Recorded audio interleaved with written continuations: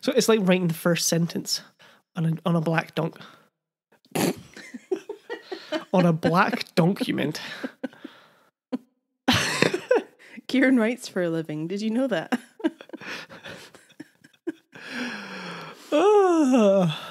Why? I was going to ask, do you always listen and then like edit out the first sentence that you hear? But if it's like that, maybe you don't. Maybe they always make it into the edit. Sometimes. Depends how wrong it is.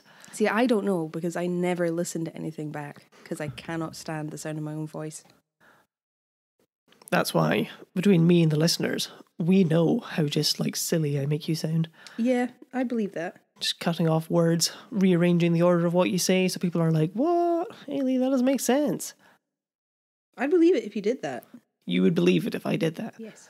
Well, that looks bad on me, doesn't it? Yeah, I never listen to them back, so you in a weird way, you have all the power. I have unlimited power. The script is mine, but there's no guarantee that's how it actually comes out, and I wouldn't know. You'll never know. You'll never know. Welcome to the Generally Spooky History Podcast. Welcome. That's Eilidh over there. She will be leading us through today's story. Spitting bars. Oh, okay. Yeah, that's not me at all. I've literally never said that before in my life. But what a time to start. Kieran, sitting over there, co-host extraordinaire, pun master. I will be listening to the story, same as you, and hopefully asking the questions you want to ask. We are here to give you the deep dive into Scotland's history, myths and legends. Yes, we are. And today is our first day recording in spooky season. It's the 4th of October. We are recording so late. So late. If you're on Patreon, you know that we've both been deathly ill for the past week. Yes, it has slightly put a damper on things. So much so that the first line of my script is, I really hope that I'm feeling better by the time it comes to recording this, because right now I feel like shit. Do you feel better? Yes. Good. I'm not fully 100%. I certainly feel better than when I wrote that. Yeah, that was a bad time. We had such a good lead too. Oh, I know. And then we were ill for a full, solid week. Yeah.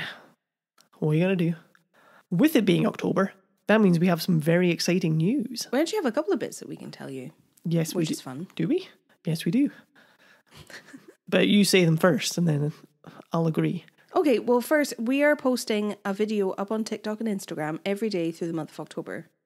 It's our new special fun series where Kieran tells us the story of an episode in 60 seconds with no prep. It's really funny. I think I do exceptionally well at it, You frankly. think that about everything. It's what I love about you. But that doesn't mean it's true. I think I nail it time and time again because my memory for episodes is superb. In terms of the humour, I think you did a cracking job. We did have a suggestion on Instagram in a comment on one of the posts that we've shared already. That this is great and everything, but now you have to name all of the people from Friends. Here we go. Actors or characters? Both. We'll do actors. You have Matt LeBlanc, David Schwimmer, Jennifer Aniston. Look at the pain on that face. Lisa Kudrow, Courtney Cox, and what's Joey's name? No, or is he Matt LeBlanc? What's Chandler's name? We always end up here. I always forget one. I can't remember. Well, there you have it, folks. He still can't do it 6 seasons later. Matthew... someone. Not Broderick. I don't know who that is. I think he's another actor. That is an actor. That is an actor. I don't know where you pulled that from. I've seen Ferris Bueller. Yeah. Huh. I mean, yes, I'm surprised that you know that. Matthew Perry. Matthew Perry. That's it. I don't know if it counts at this point. That was a long pause. What? So? Can you name the characters? Joey, Ross, Chandler, Rachel, and Monica. Mate, you did it with no hesitation or anything. I bet that edit's come out super clean and you've gotten rid of all the pausing that you just did. Well, you got there in the end. I think the official grade for that will be room for improvement. I got there though. Thank you for doing that. You're welcome. Who asked on Instagram? It was the Certainly Strange podcast. Here you go, Certainly Strange. That was for you. You should check them out if you haven't already. Yes. Yeah, I think we've talked about Certainly Strange before. You should definitely check them out. Yes. They are the ones who requested that you name everyone in Friends. But we're posting one of these videos every day throughout all of October. They're super fun. We're super proud of them. We haven't really forayed into video content all that much. No. So this is new. It's new and it's exciting. So it would mean a lot if you would follow and just let us know if you like it. Because if you like it, we could do more stuff like that. Absolutely. We have other big news. We do. We have pretty big news, you guys. We've been sitting on this for like 3 months. Oh, I'm so excited. We get to tell you. The Generally Spooky History podcast is jet setting. Literally. You can now listen to the Generally Spooky History podcast on board BA flights as part of their in-flight entertainment. Would you like to tell people what BA means? British Airways. Used to just saying BA. Yeah, so we were approached several months ago, and of course we said yes. There is a selection of our episodes available as part of the in-flight entertainment on international British Airways flights. And when I say international to us, like from the UK on long haul. Or presumably to the UK. Long haul flights. Yeah, it's super exciting. You can find us over on their website. We're featured there. Yeah, we're featured on the trailer amongst some like major Hollywood films. Yeah, so when you sit down for your long haul flight and they play the little trailer on the screen for all their new in-flight entertainment, we're there and it's wild. Yeah, we are.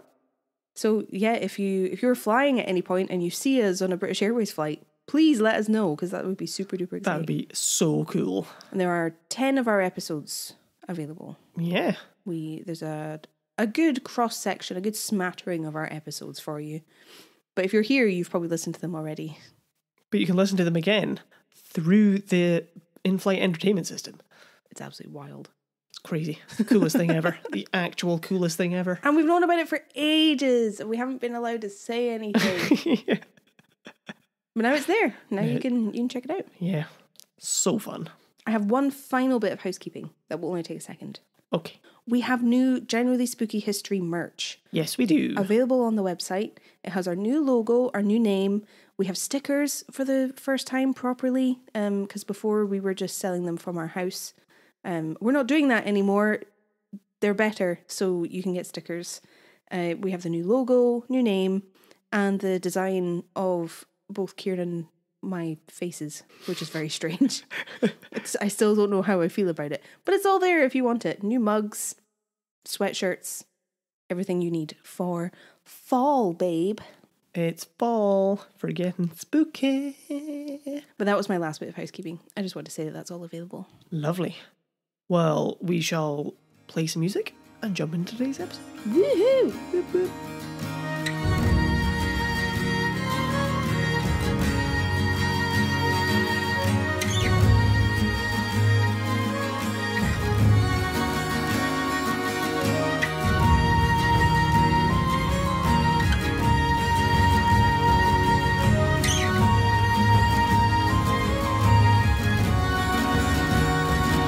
So what are we talking about today, Eilidh? This week we're talking poltergeists. Poltergeists. Because we're talking about Pitmilly House. Should I have heard of Pitmilly House? No. Okay, that's fine. Oh, we haven't a poltergeist since the Socky poltergeist. Mm-hmm. Oh, no, that's not true. We had Ballychan. Did we? Boy, if you're coming into this with that attitude, Did we though? You're going to hate this episode. Just telling you now, you'll hate it. What are you going to do? Well, on that vibe, after my admission in our first episode of this season, Kieran saw a ghost. Make sure you listen to our Pool House episode for more. Pool House basically confirmed. Is that what you're going That's to what I was about to say. Tell the people. So, Eilidh emailed Liz, who we mentioned, who ran the tour we went on. Liz is lovely. Mm-hmm. If you do the tour, you'll love her to pieces. She's great. And she listened to the episode and she liked it, which was good. But she said, like, oh, it's interesting because typically it's women who hear the ghost or the lady, but it's always the men who actually see her. Which is what happened to us. To a T. It is what happened to us to a T. So to hear that after the fact was pretty spooky. And she said if they ever open up the children's room for guests, then you would be welcome to stay. I know, that'll be exciting. I think you should definitely do it. I think we can just have an 8-hour video of just me sleeping. Some people are into that, I guess. You could Twitch stream it. So what happened? Nothing. Just you farting in your sleep. But anyway. Yes, we're talking poltergeists this week. And I know you're going to love it, Kieran. I'm excited. You're going to love it. We're getting spooky. Guarantee it. I'm here. 100%. This is too much now. You're definitely going to find no problems with my story. Oh, already pissed off. For once, we're just outside St. Andrews for this episode. And I don't think we've really spent a lot of time there on the podcast. No, it's too posh for us. That is 100% true. But yeah, even just talking about it, we haven't really done that. No, not really. It hasn't come up at all. I spent time in Fife, but not St. Andrews. I only know they have a cathedral and a university. That's all I know about St. Andrews. Lots of golf. Oh, yeah? I think, at St. Andrews. If you're unfamiliar, St. Andrews is east of Perth, south of Dundee. It's about 50 miles from Edinburgh over the Queensferry Bridge. And it's the reason that the Queensferry crossing was created in the first place, if you remember. To get to St. Andrews. I did just say that, but do you remember any other part of that story? You know I hate these leading questions. It was so people could go to church or something? It was so that religious pilgrims could visit St. Andrews. Queen Margaret created the Queensferry crossing, who we've talked about before, because she became Saint Margaret. Yes. Because when we drove over it the other week, I asked if they're going to rename it to the Kingsferry Bridge. And I said, absolutely fucking not. No, there's a king. And then you had to sit in it because there was an accident. It seemed like everyone was fine. We drove past it. It was okay. But then you just had to sit in it. We were sat on the bridge for an hour. We were stuck on the bridge for ages. Anyway, we're going to be spending a good amount of time today on the spooks. And like almost in the modern day as far as the podcast is concerned. Oh, fun. Which is always interesting. Yep. But first, we go back to the Stone Age. Okay. Literally the era when humans started living in one spot for the first time. This was when humans started farming rather than roaming, hunting and gathering. So because they were farming, that gave them a reason to stay in one place and settle, rather than following herds of prey. Archaeologists have discovered proof that humans were living on what would become the grounds of Pitmilly House as far back as the Neolithic era. Wow. Also called the New Stone Age. Do we have a year on that? It varies from place to place, kind of like the later eras do. Like a Taylor Swift era. The start of the Neolithic period was 10,000 BC. That's going back. Yes, it absolutely is. But it changes depending on where you are, because humans live differently in different countries around the world. But they've also found evidence that people were living there during the Bronze and Iron Ages. In Europe, the Bronze Age was between 3,200 and 900 BC. Okay. Because that's when people started using bronze in Europe. That's the defining feature. That makes sense. Which is why it changes from place to place, because people came upon bronze and iron at different times. So the Iron Age was around 800 BC to 100 AD in Britain.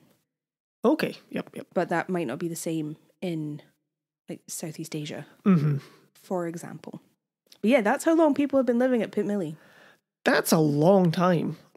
That's perhaps the longest time on the podcast. It's probably comparable to Skara Brae. I was thinking that was the other one, Scale House and Skara Brae. Yeah, the settlements in Orkney, because they're fucking ancient. Still haven't been. Still want to go.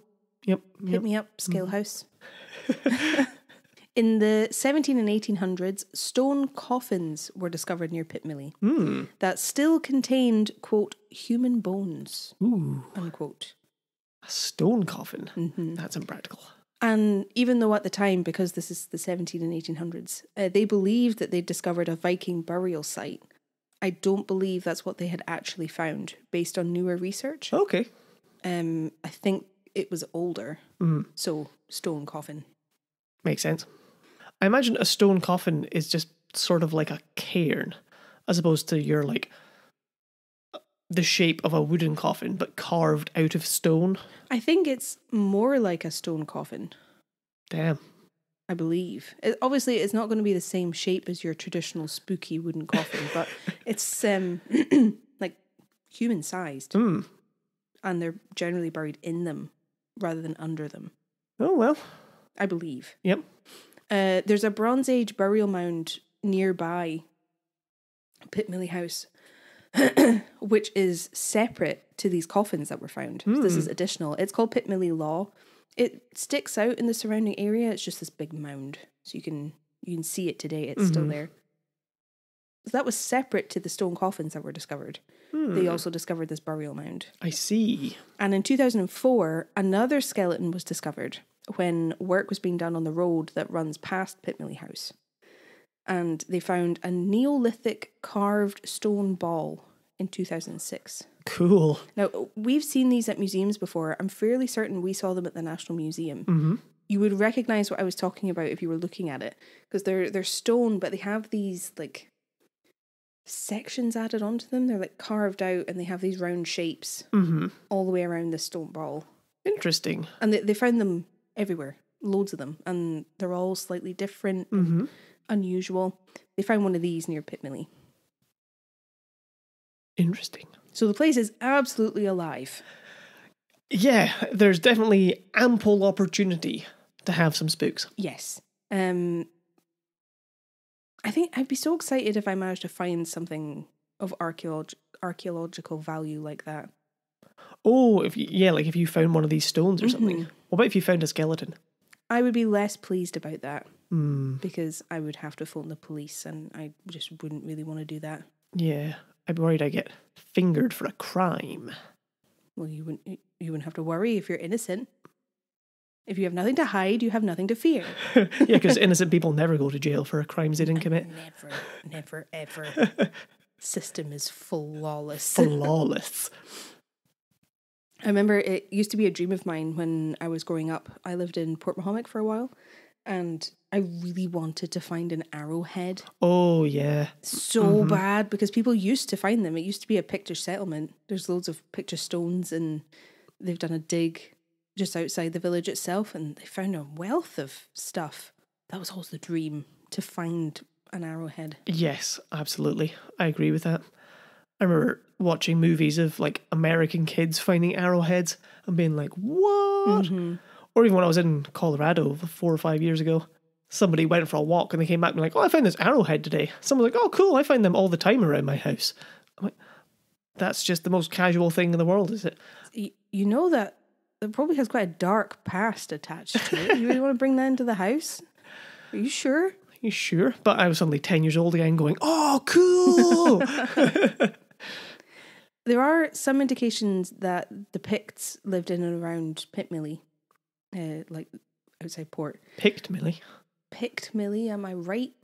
There are standing stones that seem to be of Pictish origin, but they're not really sure. People who discovered them throughout history attributed them to the Vikings, but there's some doubts about that, because apparently the Vikings did invade around St. Andrews, but the stones have signs that they were created and stood up by the Picts. Interesting. But they aren't carved. Oh, yeah. They're standing stones.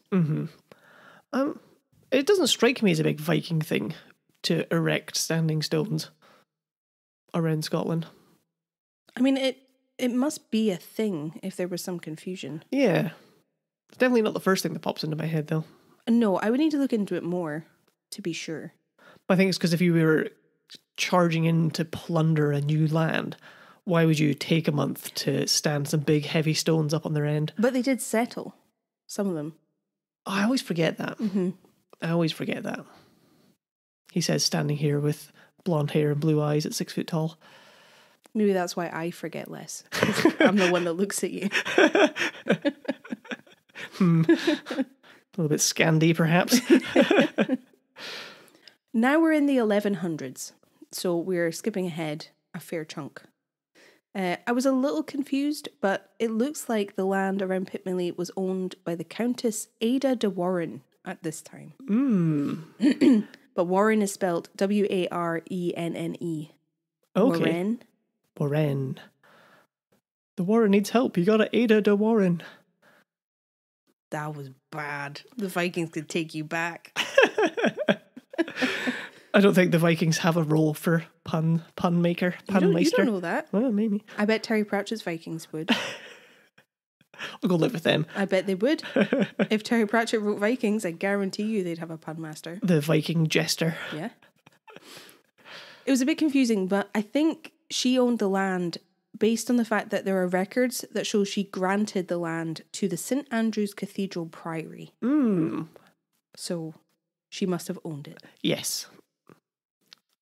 And I think the priory refers to like the group of monks themselves rather than the building. So you have the St. Andrew's Cathedral Priory. Oh. Yeah, I'm with you. I believe, but I am woefully ignorant on religious matters. Certainly religious organisations. Yes.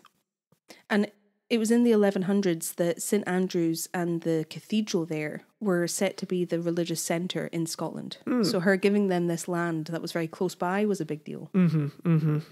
Locked her in with the church. Yes. But also helped establish them as a hub for religion. Yeah. Very cool. Now, Countess Ada was an important figure in her own right. She had a lot of power and she came from a very powerful lineage. Her grandfather had been King Henry I of France. Very good. So she came from royal stock. Her father was an important English earl. And she married Henry of Scotland, who was one of King David's sons. Oh. Who I feel like we've talked about a lot lately.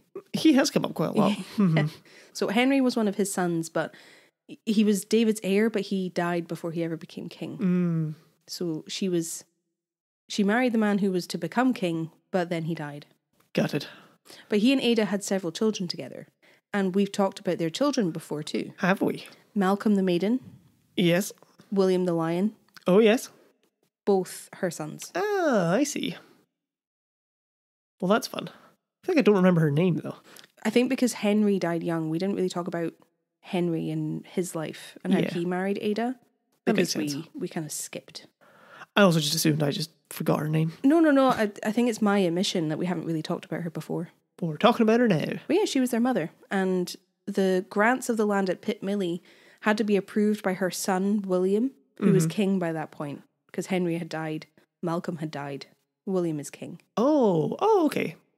So she was a mother of a king and married to a king-to-be. Yes. But never, like, co-ruler. No, well, she was mother to two kings. Oh. Like Malcolm and William. I don't know, you got two kings in Scotland. We're on a roll today. We're getting off track. Do you understand what I've said? Yes. You've taken it in. Yes. To immediately forget it. Yes. I don't need any more Ada. By 1171, it seems that the land that we've been talking about was owned by Eva of Pitmilly, or at least her family. I don't really know when the change happened from the priory to them. It's not clear. But the land around Pitmilly was part of Eva's dowry when she married a man called William II de Haya, which is Haya. Okay. And this is apparently where Clan Hay originates from. Oh. Who we talked about in our Leith Hall episode. Yes, we've talked about the Hayes, the really tall guy. Yes, the Leith Hays, because they married. Yep. So this is apparently where the clan started. Clan history claims. Very good. So the dowry, that's from like her father, usually, isn't it? Yeah. So she marries William, and then technically she and William, but William gets this land, or sometimes it would be money or property. Nice. That she brings into the marriage. Going down the pit. Down the pit. Down the pit. William de Haya served King William the Lion, who we were just talking about, and William served as a hostage on behalf of William the Lion for a while. Yep. That whole thing. Because William the Lion was a famous overreacher and got himself captured. We talked about it last week. Yeah, we did. So this William was substituted for that William and was a hostage. Because that's a position of honour. Yeah, I know we've talked about that before, but it never stops being unusual. No, I don't think so. I don't think us talking about it will make it any less unusual. Because I'm always surprised every time. Oh, this sucks being in this dungeon. Can you sub in? Like, yeah, okay, I would love to do that. They wouldn't have been in a dungeon. Well, that's true, eh?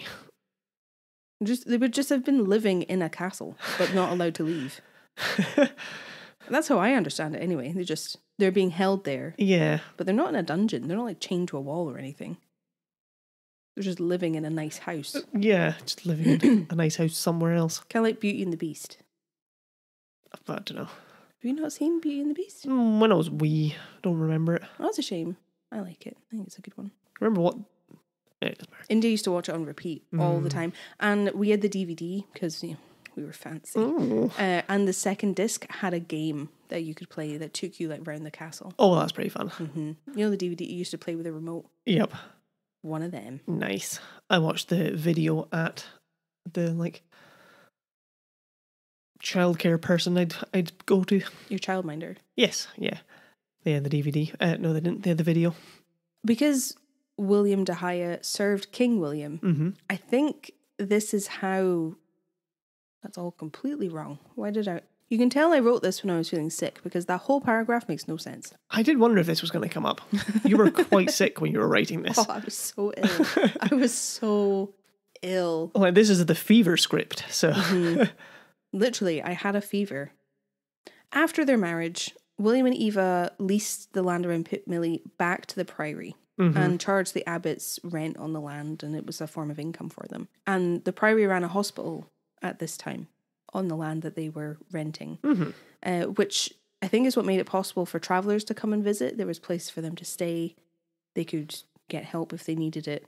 So William and Eva were part of this growing religious hub happening at St Andrews. Yeah, nice. And making money as part of the bargain. Cashing in on that religion. I think that's how it goes, usually. Usually, yeah. William and Eva had 6 sons together, but I couldn't really find out much about Eva. The only thing that kept popping up was that she was Celtic. And that's it. And that her marriage to William brought 2 different backgrounds together and created unity between the Celts and the Scots and the Normans, but I can't find much about her at all, or her family. Interesting. Always the way, isn't it? It's not that long after the Norman invasion. That was in 1066. 1066? This is a silly episode. William and Eva eventually fell out with the priory. So the priory didn't have the land anymore. And then they left Pitmilly completely. Oh, wow. So was Pitmilly an area? It was, yes, it's like an estate. Okay. There's the house and the land. If you're following me. Yes. In 1211, the, quote, Prior of St Andrews granted a charter of the lands of Pitmilly to Richard Moneypenny. Moneypenny. Unquote. That is a real name. Ms. Moneypenny. And in fact is a pretty ancient surname because this is 1211. Well, there you go. That's like those lists you see of names you wouldn't believe are as old as they are. This is one of them. Like Tiffany. And it's because you can't help hearing it in Sean Connery's voice. Nope. Miss Moneypenny. Although, in terms Tiffany, my view of the name Tiffany has been greatly changed after reading the We Free Men series by Terry Pratchett. That has changed how I see the name Tiffany. He talks about that. He does. So what does Mr. Moneypenny going to do with the land? Did he get the land or did he give the land? He got the land from the Prior of St Andrews. Okay. The Moneypenny seemed to have links with... I'm going to be talking about it a lot. Get it out now. Okay. They seem to have links with France. That's where they came from originally. And like I said, they've been around for a while. John de Moneypenny appears... Stop it! Sorry. He appears on the Ragman Roll from 1296. Now, do you remember the Ragman Rolls, Kieran? Not really. They're big, long documents, very important ones, that heaps of Scottish noblemen had to sign back around 1296 to swear fealty to King Edward of England. Oh. This is King Edward, Hammer of the Scots, Supreme Meddler, that guy. John de Moneypenny appears on that document. Very cool. It's so cool you get these really ancient records to like show all these people existed, you know? It's wild. And it's hugely important. It shows what was happening at the time, the culture of the land, everything. But this is why the land stayed in the Moneypenny family for as long as it did, really, because if he hadn't signed that, it all would have been whisked away from him by Edward. Well, yeah, that was just declaring war against the king, isn't it, basically? Yeah, if he decided not to sign, the king was just like, well, fuck you. Going to do something about that then, aren't we? Which was the problem they were in. Yep. Which I'm hoping we will talk about in our Wars of Independence series coming next year. Next year. The Moneypennys owned Pitmilly and the land around it for about 600 years. All right. Until the 1900s. Ooh. Good effort. Right? Whoa. Save a money penny, save a money pound. That's what they say. Oh my God. Pitmilly House itself was built during the 1700s and then added on to in 1818. But the records are a bit patchy, so it's difficult to tell exactly from when the house existed. The first written record that I came across was from 1852. So that's the first confirmation there is a house on this site. Got ya. But there are indications that it was built earlier. It's a bit tricky. All the information records for this episode have been a bit tricky. You mean it wasn't easy to find documents from the Stone Age? Not impossible. There was David Moneypenny, who's the 23rd Laird, who was also the Sheriff of Fife in the early 1800s, very important man, who is documented passing down death sentences and transportation to thieves. Yep. That sounds about right. That is what you would do as the sheriff.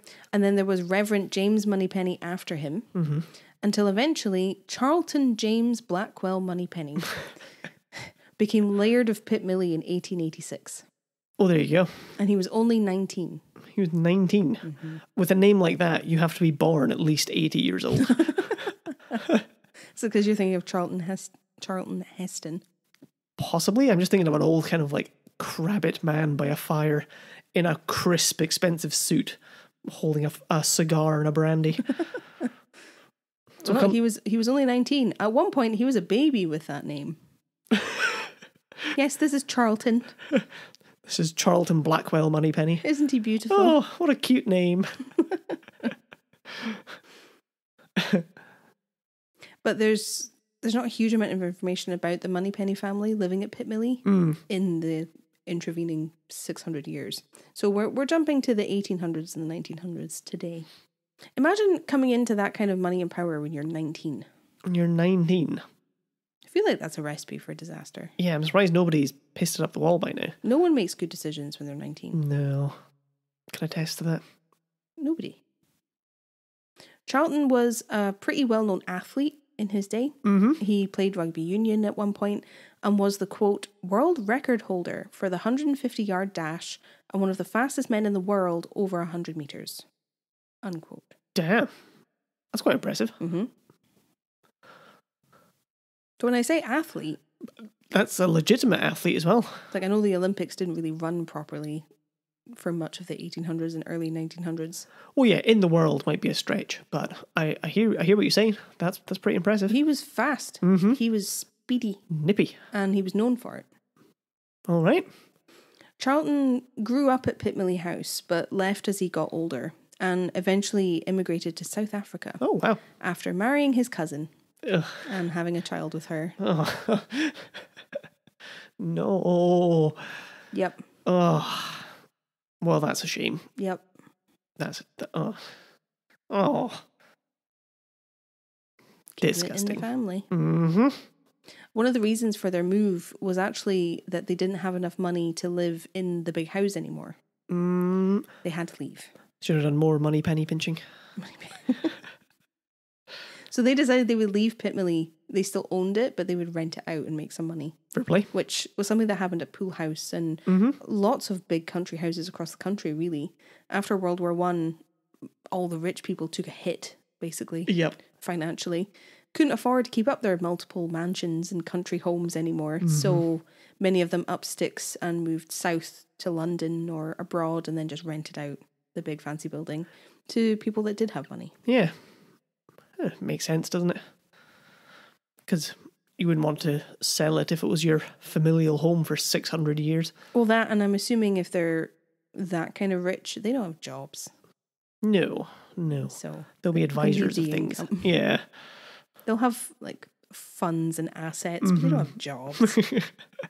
In the early 1900s, a man called Duncan McKinnon was living at Pitmilly. In his book on our story, Lauren McIntyre described Pitmilly at this time, what it would have been like for Duncan living there. He says, it was basic, without electricity, the oil lamps and candles making the old house eerie, the wind from the North Sea rattling the windows.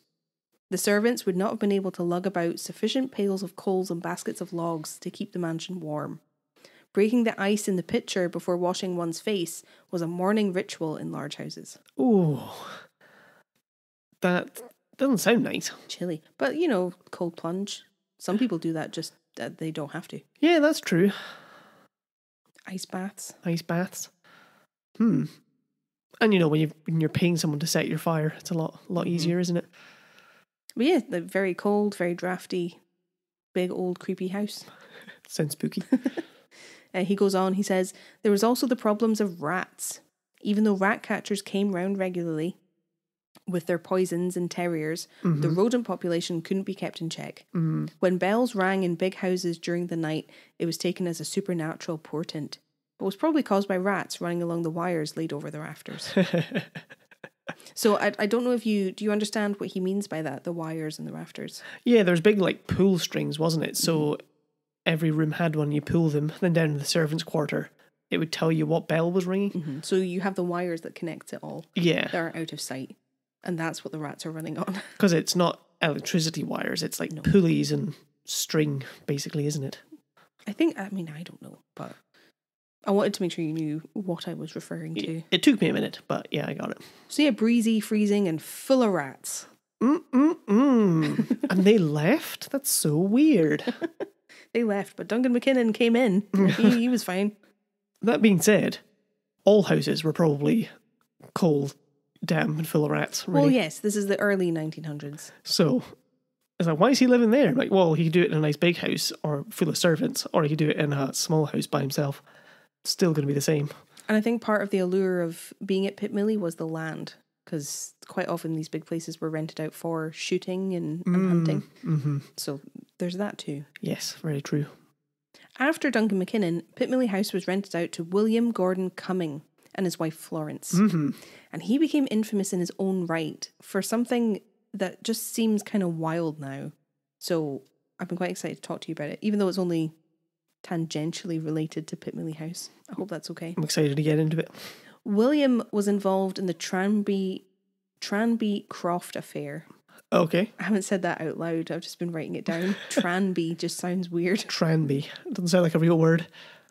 I want to say Tranbury. Tranby. How's it spelled? Tranby. Yeah, Tranby. Tranby Croft affair. Or the Royal Baccarat scandal. Have you heard of this before? I have not heard of that. I'm not sure I know what Baccarat is either. Well, a good thing I'm going to explain. Oh, thank goodness. At least a little bit. Because I don't really understand it completely. This all happened back in 1890. So before William and Florence were living at Pitmilly. And it involves the card game Baccarat. You win this game if the two cards you have add up to the highest amount. Oh, yeah. I think. I have never played Baccarat. Everyone places bets on who will win, but not necessarily themselves. Oh, interesting. So you just bet on who you think will win, and there's a banker who sets the bet. And you have to beat the banker and everyone else at the table. Interesting. And I think typically, historically, Baccarat was the reserve of the wealthy. The toffs played Baccarat. As far as I know, those are the rules. But I could be very wrong. Who knows? William got together at the home of Arthur Wilson, who was a super wealthy shipping magnate, and some other friends in Hull to play baccarat in September 1890. But in 1890, gambling on baccarat was illegal. Uh-oh. Do you have any guesses why it was specifically illegal to gamble on baccarat? I don't know, actually. Why that and why not anything else? Well, the Supreme Court had basically decided that since you didn't need any skill to win at baccarat, it was based completely on chance. You shouldn't be allowed to gamble on it. Because there's no element of skill. You don't need to be a skilled player. Yeah. So you shouldn't be allowed to gamble. That seems really weird. Because it's pure chance. Yeah. Strange. Right. But obviously people still did. Because that was the entire allure of baccarat, was being able to gamble a fortune and make lots of money. Yeah. People, they just took the risk anyway. They took the gamble. Oh my gosh, you went there. So William and his friends were being very bad boys because they are playing baccarat and gambling on it at Tranby Croft. They're just not going to tell anyone. That's the key. They're especially not going to tell anyone that they're taking part in this game because the future King Edward VII was also at the table. Ooh. Dun, dun, dun. Oh my God. Remember, I said this was the royal baccarat scandal. Princes misbehaving? I don't think that's ever happened before. I know. What are the chances the royal family takes part in illegal activity? That has never happened. That has never happened before. How do you think Prince Andrew's getting on? Oh. Not in the jail, Yeah. so he's doing fine. Sitting rosy when he shouldn't be. Prince Edward, or Bertie as he was known, was in Hull and taking part in this illegal baccarat game. He was actually the banker of this first night of games. Yep. And, quote, set a bet limit of £100, which was several times more than the average worker's wages for 4 or 5 years combined. Oh. Unquote. Hefty. That was the minimum. That's the bet limit. Oof. So I don't know if that's what you can bet per game. That is wild. It's like 4 or 5 years' wages. Mental. So those are the stakes. And I assume this is part of the reason why gambling on baccarat was illegal. Yeah. Because you really didn't have to do anything and you could walk away with a fortune. Or lose everything. So they were all playing, having a grand time, when the son of the host, Arthur Stanley Wilson, so he's the son of Arthur Wilson, started feeling a bit suspicious about William. Oh. While he was among friends on this trip, William didn't have the best reputation. He was an army man. I think he was a lieutenant colonel, but he was a well-known womanizer. He was sleeping with married women left, right, and centre. And Arthur Jr. didn't like him at all. He thought that William was cheating at baccarat. Oh my God. Shock horror. Cards up his sleeve. I don't really know how I think it was to do with the counters that they were using. So they had counters that represented the bet. Oh yeah. The money. It was something to do with the counters, that he was taking ones that weren't his, or he was like moving them around in a way that meant he was getting more. Yeah. So it wasn't to do with the cards, it was to do with the counters. Oh man, that's even worse. But Arthur Jr. believed that he saw William cheat several times, fiddling with the counters. So he alerted his father, saying, "This guy's cheating. He's fucking cheating." But they didn't call any attention to it straight away, because bandying about accusations of cheating and, quote, dishonourable conduct, unquote, was a very big deal. Oh, I see.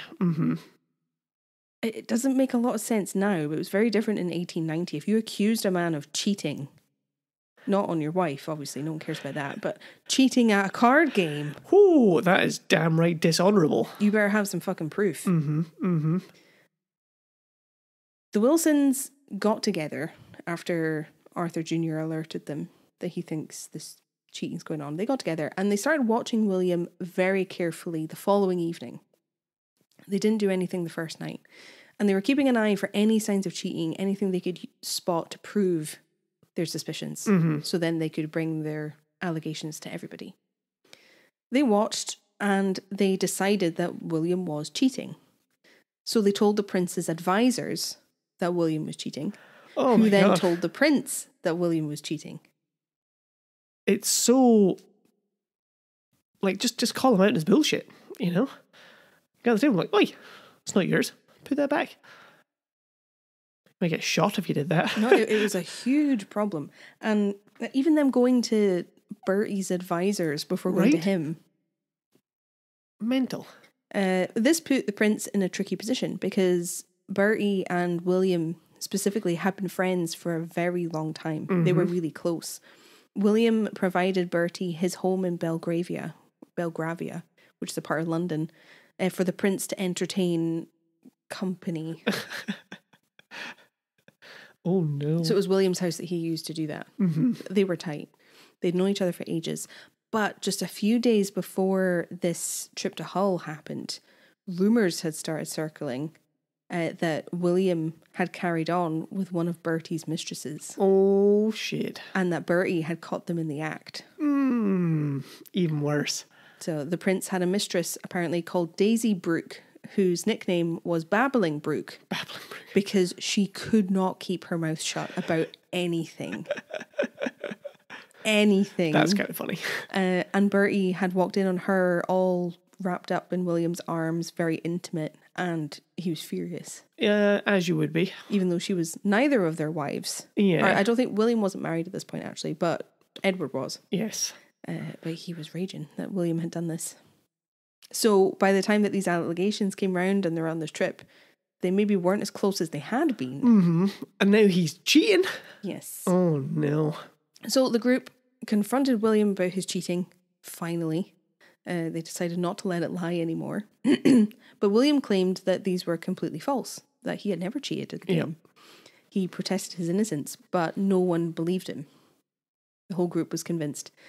So ultimately, he was forced to write and sign this agreement as a result of the allegations and of the game. And I'm going to read it to you. Okay. Remember, he's been accused of cheating at a card game. Yes. And this is what he's been forced to write and sign. In consideration of the promise made by the gentlemen whose names are subscribed to preserve my silence with reference to an accusation which has been made in regard to my conduct at Baccarat on the nights of Monday and Tuesday, the 8th and 9th, at Tranby Croft, I will on my part solemnly undertake never to play cards again as long as I live.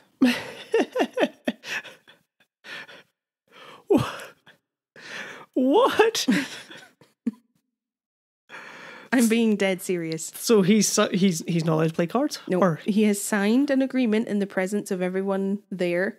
Yet future king, in the presence of him and all of his friends, he has written and signed this very serious agreement that he will never play cards again. Never play cards again. But did you pick up on the other part of it, the other half of the agreement? No. So it's because of the cheating allegations. In consideration of the promise made by the gentlemen whose names are subscribed to preserve my silence with reference to an accusation which has been made. What does that mean? So everyone else who is present, he's agreed to his part. It's fine, I won't play cards anymore. But they've agreed not to tell anyone about what happened. Oh, I see. You with me? So the gentlemen who were there have agreed to preserve my silence in reference to an accusation. Ah, so they're not allowed to say he was cheating and he's not allowed to play cards anymore. Yeah, that was the agreement they came to. Which is pretty good because then he could just play cards anyway and they'll be like, what the fuck? You know what you did. And he'll be like, what do you mean? But the other half is if they tell everyone, he'll be ruined because it's so... It's that serious. It's that integral to his reputation that no one finds out he was cheating that is worth him not playing cards anymore. God damn, that is wild. Because it's a serious allegation. Oh. It's a dishonour. Crazy. And he's an army man, so it would all come out that he's been cheating at cards. illegally gambling. The king is there. It's a big thing. It's not But good. it seems so stupid because it's a card game. Yeah. Oh, I'm struggling to wrap my brain around it. Right? Ultimately, William didn't agree with the accusations. He maintained that he didn't do anything wrong, but he gave in to their demands because he didn't want accusations to go public. Mm-hmm. A comfortable, uncomfortable arrangement between everyone. Yes. And it would have caused huge problems for William if he had been accused of cheating publicly. Mm-hmm. Would have really damaged his reputation. Which did when someone spilled the beans just a few days after the incident. Oh no. Even with this agreement in place. Was it Babbling Brook? She wasn't there. Ah, just if somebody told her and then she told. It should be a safe bet. She wasn't there. Yeah, but someone blabbed and it spread like wildfire through high society. And William was pissed. Oh, I bet he was. He demanded that the Wilsons, who were the ones who owned Tranby Croft and who ultimately had brought the accusation forward, he demanded that they come out publicly and say that the cheating allegations were false. Oh, this is insane. This is insane. Right? But they wouldn't do it because they believed he had cheated. Yeah. So they're like, well, we're not going to come out and defend you. You did it. That's it. Who cares it's come public? We think you did it. But because of this, William believed that it was the Wilsons who had gone public with the story as a way of getting back at him. Oh no. So it's growing arms and legs. It's just getting so much worse. William believes that the Wilsons have blabbed. Uh-huh. The Wilsons believe that William's a cheater. Yep. William sues the Wilsons for slander. Oh no. And now this is a very big deal because it's going to court. And now the future king is being brought to court. Ooh, to testify. To testify about what happened. Which has magnified the whole thing way more than if he hadn't been a part of it. Because everyone was completely enthralled at the fact that the king was being brought to court in an illegal gambling scandal. Well, that's just it. And they were doing something illegal. Mm-hmm. So that's going to get an extra level of just awkwardness to it. Isn't it wild? This is wild. What? I know it's not spooky, but I had to tell you. Oh, yeah. This had to be told. On the 1st of June 1891, William's case was heard in court. And it was heard in public court, not military court, like the prince's people had petitioned for. Because if it was heard in military court, public wouldn't be privy to it. Yep. And William was a lieutenant colonel in the army, so that's why they pushed for that. There's grounds for it. But they weren't having it. It was heard in public court. And it was an absolute circus. Because everyone, you could buy tickets. And everyone wanted to see the king in court. Yeah, definitely. I read that, quote, enthralled ticket holders sat in the courtside seats as Bertie was called as a witness. As a nod to his status, he was permitted to recline in a chair sat between the judge and the witness box. Unquote. Which I do not agree with. Why? No one should be above the legal process. Yeah. So, sorry about this. We know you're going to be the king and everything. So you are a witness, but you're not going to have to sit in the witness box. Oh, again, we won't debase you like that. Here's a comfy chair, and you don't have to sit up in it either. You can recline. You're above everyone else. Oh, I just imagine trying to question him, but knowing that the person you're questioning could just destroy you. I mean, it was 1891, so people did see the monarchy differently then. Well, that's true compared to now. Over on Patreon last week, we were talking about the monarchy and our views on that. It was very different then. We can comfortably say in a public forum we don't agree with the monarchy and we don't particularly like the king. But back then, very, very different. The king is anointed by God and all that stuff. Yeah. So yeah, he got his special chair while he gave evidence in a public trial and everyone came to watch as this just nonsense unfolded. Was there alcohol consumed that night? Yes, we did have a drink. Oh my God. Crazy. Strange. Bizarre. So, the judge ruled against William in the end, saying, it's not slander, you did cheat, you're a dirty cheater. Yeah. Which basically ruined him. Whoa. Well, it would have brought even more light to the fact. You know, it's gone from rumours to being quite a noted public spectacle. So now everybody knows. But even if the judge had ruled with William, it would have been like more of a public spectacle. But it's been confirmed in a court of law that he cheated. Ah.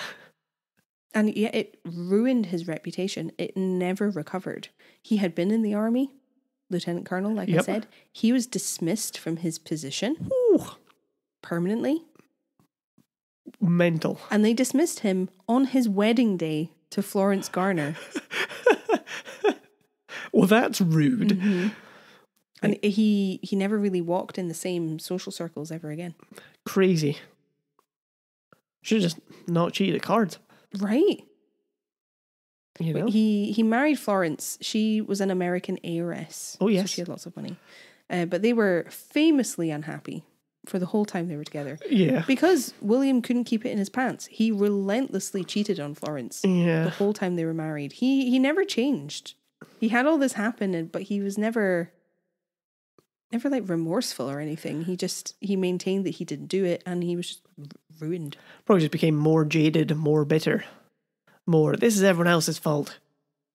Just wild. That is wild. And they had 5 children together. Crazy. And in 1919, they rented Pitmilly House. Ah, yes. He and his family. Which is how I came upon them in the first place. That's the connection. Question. Is Bertie in the King's Speech? No, I think this is his dad. Ah. This is Edward VII. Because he's called Bertie, I think. Yeah, I think it's quite a common nickname. Let me check for you, babe. Doesn't matter. He might even have been the King's Speech's grandfather. Because he died in 1910.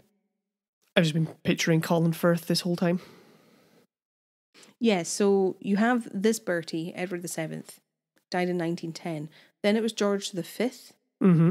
And then it was Edward VIII who abdicated in favour of his brother. Yes. So Edward VII is the King's Speech's granda. Mm-hmm. Got you. I hope that makes sense. Makes sense to me, and I wanted to know. Yeah, so this is earlier than that. Mm-hmm. So we're back to the house. Yeah, well, I'll keep telling you about Florence and William for a little bit longer.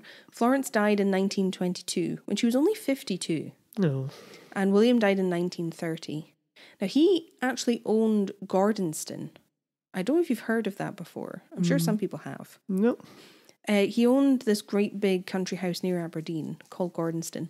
And this became what is now the super fancy boarding school out near Aberdeenshire. Oh. Where, like, Prince Philip went and the royals all go, all the male royals. It's a super fancy boarding school. He owned it. Interesting. And it was when he died, it became the boarding school. Ah. Also, it was like his house before that. I don't know how much he was living there, but he owned it. Mm-hmm. There you go. One of their daughters, Elma, wrote about William and Florence's marriage a bit. I think in her memoir. I'll read you a little bit of it just to give you some flavour. From this time, her mother, she's talking about her mother, she realised clearly that Papa never was or had been or could be faithful, as she interpreted faith. In marrying him, she had sacrificed friends, family, youth, social position. She had expected in return complete possession, perpetual gratitude. Papa was incapable even of understanding that she wanted more than he could give. There was a difference of 22 years in age between my parents. Oh. But ever since I can remember, Mother looked and indeed was the elder. It didn't take the Baccarat case to make enemies for my father. He had made them for himself long before, had cuckolded so many husbands, been witty at the expense of so many fools. He never, not even when he was 80, lost the touch of swagger in his walk, the hint of scorn for lesser mortals, the suggestion that he was irresistible. He had worn it for so long that neither trouble nor disgrace nor old age could change his habit. We had not supposed he was seriously ill, as indeed he was not. Only on that same Tuesday morning had Alistair suggested sending for a doctor, and Papa had said, "I'm not going to croak, am I?" Half an hour later, he was dead. What a way to go. Mm-hmm. I thought it kind of summed up how he was and how he treated his wife. He publicly called her a fat frump. Frump.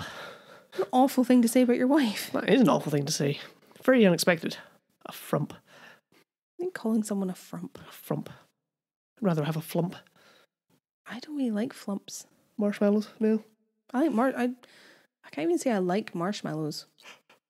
I don't like flumps. But yeah, that was William. Well, it paints quite a character portrait of him. Mm-hmm. Papa. Mm-hmm. Real. Right? Yeah. But he was just like Jack the Lad, like an actual dandy. He was a dandy. He was a dandy. And a scoundrel. And I can imagine that type of person, the way she describes that, like, he never lost the swagger. Mm-hmm. He's above everyone. It's okay to make fun of idiots. Yeah. And yeah, he had so many affairs. But no wonder so many people didn't like him. It's not how you make friends. I'm pretty sure I haven't got this in the script, but I'm pretty sure he prepositioned, was it Churchill's mother? Because she was very beautiful and a socialite at the time, and she turned him down. I'm sure it was her. She turned him down, and then he got really pissy about it, being like, "Oh, what do you mean? Like, all the wives have a go at me, or like have a turn with me." Yeah. And he just kind of expected it, that women would be falling over themselves to sleep with him. Gross. So when she said no, he was like, "What do you mean? Like, I'm what all the wives want." Right? Sounds like an arsehole. A cad. But yeah, that's William and Florence and their short time at Pitmilly. Yeah. Wow. Right? It's a tangent, but I think it was worth talking about. Yeah, very unexpected story. Those are the best ones. Those are the best That's ones. what I love finding in my research. If I come across something like this and I'm just like, oh, this is going to be fun. This is going in the episode. William and Florence left Pitmilly and it was sold to Captain John Arthur Jeffrey in 1930. John Arthur Jeffrey. Yes, because it was only rented to William and Florence, I believe, and then it was sold on. What I thought was interesting, though, is that Captain Jeffrey was actually born at Pitmilly years earlier in 1890. That's funny. So the same year the Baccarat thing happened. His family kind of happened to be staying at the house during his mother's confinement, or lying in, which was the practice of a pregnant woman limiting how much she moved or what she did. Oh, I see. The closer she got to giving birth. I think the idea was to try and limit what could go wrong and any harm that could be caused to her or the baby. Yep, makes sense. So she was doing that at Pitmilly, and then he was born there. And then 40 years later, he bought the place. Well, that's nice. Right. Yeah, that's really nice. Captain Jeffrey came from a pretty successful family. His grandfather had been a brewer in Edinburgh. In Lauren McIntyre's book, he talks about Jeffrey's grandfather and the brewing company that he had. And he came across a notice that he shared in the book related to them that had been published in The Scotsman in 1916. Let me know what you think, because this was just wild to me. Okay. John Jeffrey and Co., Harriet Brewery, Edinburgh, beg to intimate that bottles branded with their name are their private property and must not be given to Boy Scouts or others. Now, as I understand it, I'm older. Generally, you don't sell or give alcohol to Boy Scouts. Yeah, that's a general rule, and not just because it's your private property. Maybe things were different in 1916. But because that's probably just not a good thing to do. Maybe Boy Scouts did like a... You know how you get 20 pence if you bring a bottle back? Oh yeah, maybe the bottles were empty. Yeah. But it just looked bad. Yep. But when I read it first, I was imagining full bottles of beer. Yeah, that's what I did as well. Being given to Boy Scouts. It's like, oh, you did a good job. Here you go. Here you go. Here's a wee beer for you. I was never a Boy Scout, so I can't attest to that being practiced. Yep. But I thought it was very funny. Yeah, that is really funny. Yeah, presumably it was them going, we want those back. Stop giving them away to like Boy Scouts who need them to make magnifying glasses or something. I think so. But it gave me such a funny image of all these Boy Scouts absolutely trashed on beer. Oh Oh no, just drinking the beer and going, "Bleh." Slinging back pints. Pints with the boys today after nap time. It was 1916. It was wartime. Maybe they needed it for like the war effort. Oh yeah, got recycled into something. Maybe. Maybe. Or they're too valuable. They needed it all. Mm-hmm. But yeah, I thought that was pretty funny. Yes, I agree with that. So good job to Lauren McIntyre, because I wouldn't have come across that. Excellent find. Captain Jeffrey's grandfather actually left the brewing business that I've been talking about with nothing. He was still well enough that they had a big country house somewhere. Like, he had lots of money, but he fell out with the other bigwigs in the company, some of which were his family. Mm-hmm. And it seems like it was just really nasty. He decided to leave with nothing. He didn't take anything. He just wanted out. That's crazy. And he didn't fight for a share or anything. He just left. Mm-hmm. So it must have been bad. That must have been bad. Lauren McIntyre talks about Captain Jeffrey specifically and his family in his, I want to say book, novella. It's quite short. So here it is. In May 1930, Pitmilly House was bought by Captain John Arthur Jeffrey from a wealthy Edinburgh brewing family, like we said. He had 2 Bentleys at Pitmilly and a substantial indoor staff for the comfort and convenience of himself, his wife, and 2 children, Mary Elizabeth, born in 1924, and Thomas Ivan, born in 1915. Alison Jeffrey, who is his wife, is remembered as being an imperious woman who would not allow her daughter Mary to be sent away to school, even though there was St. Leonard's Girls' Boarding School in nearby St. Andrews. Instead, Mary was educated at home and was an unhappy child. Oh, well, that's a shame. A full staff for 4 people. 2 Bentleys. 2 Bentleys. Why would you need 2 Bentleys? It's excessive. That is excessive. In 1930? Really? Must be nice. That's with our little Hyundai. But yeah, they were a very well-off family, which is why I wanted to share that they had money and they had means. Yeah, big time. But I'd like you to remember the detail about Mary being unhappy. Okay. Because it might be important later. Interesting. Much like Pool House was, Pitmilly House was put to work during World War II. Like lots of country houses, they were requisitioned and used for the war effort. Turn into hospitals or like recovery places usually. Yeah, lots of different things. The Wrens had a billet at Pitmilly House, which meant it was a place for them to stay. It's a place for them to sleep. Have you heard of the Wrens before? No, I don't think so. They're super interesting. The Wrens stands for the Women's Royal Naval Service. Oh, I have heard of them. Yeah, I figured you would have, but they're super cool, so I have no problem talking about them. Yeah. And the women who joined the Wrens did all kinds of things to help the war effort. They got involved in all kinds of different roles, which hadn't really happened in the same way before. Yeah. I think they were started in 1916 or 1919. But the scope of their roles and their work grew. In 1944, the Wrens had 75,000 active servicewomen. Okay. Which is super fucking cool. Yeah. And they had all kinds of roles, some of them behind the scenes, working on communication or machinery, but some members of the Wrens were part of the top secret operations at Bletchley Park. Don't know if you've heard of that before. No. They were code breakers. Oh, shit. Bletchley Park was incredibly famous during the war, and some of the Wrens were there. Very good. So they had a huge role to play. Some of them were killed in active duty. They were a big deal. Yeah. It wasn't until, this is side note, it wasn't until October 1990 that women served on an operational warship for the first time. Wow. By the way. Till the 90s. And the Wrens were integrated into the Royal Navy in 1993.